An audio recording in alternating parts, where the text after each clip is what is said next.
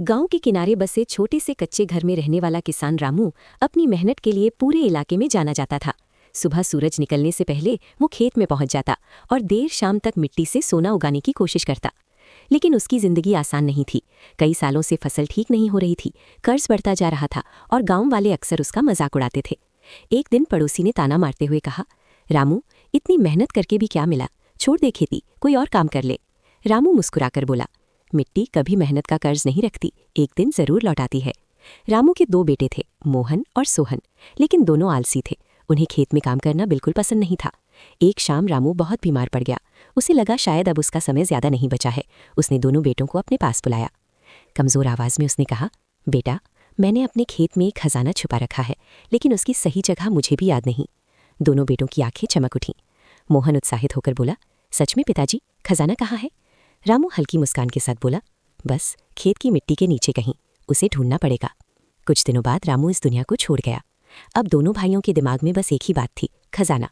अगले ही दिन वे फावड़ा लेकर खेत पहुंच गए। मोहन बोला, चलो पूरा खेत खोद डालते हैं। दिन भर वे मिट्टी खोदते रहे, लेकिन कहीं भी खजाना नहीं मिला। सोहन झुंझलाकर बोला, लगता है पिताजी भूल गए थे कि खजाना कहाँ है। लेकिन मोहन बोला, नहीं, जरूर यहीं कहीं होगा, पूरा खेत खोदना पड़ेगा। दिन हफ्तों में बदल गए। दोनों भाई रोज खेत खोदते, मिट्टी पलटते और थककर गिर पड़ते। पूरा खेत उलट पुलट हो चुका था, लेकिन खजाना कहीं नहीं मिला। हताश होकर सोहन बोला, हम बेवजह मेहनत कर रहे हैं। उसी समय गांव का बूढ़ा किसान वहां आया।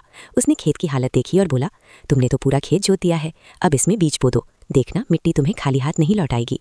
दोनों भाइयों ने सोचा, चलो कोशिश कर लेते हैं। उन्हें बीज बो दिए। कुछ महीनों बाद जो हुआ उसने उसने पूरे गांव को चौंका दिया। रामू के खेत में इस बार इतनी शानदार फसल हुई कि लोग देखने आने लगे। गेहूं की बालियां सोने की तरह चमक रही थी। मोहन खुशी से बोला, सोहन, यही तो खजाना है। सोहन की आंखों में आंसू आ गए। पिताजी सही कहते थे, मेहनत ही असली खजाना है। उस दिन दोनों भाइयों को अपनी पिता की बात समझ आ गई। उन्होंने मेहनत को ही अपना धन बना लिया और कुछ ही सालों में वे गांव के सबसे सफल किसान बन गए।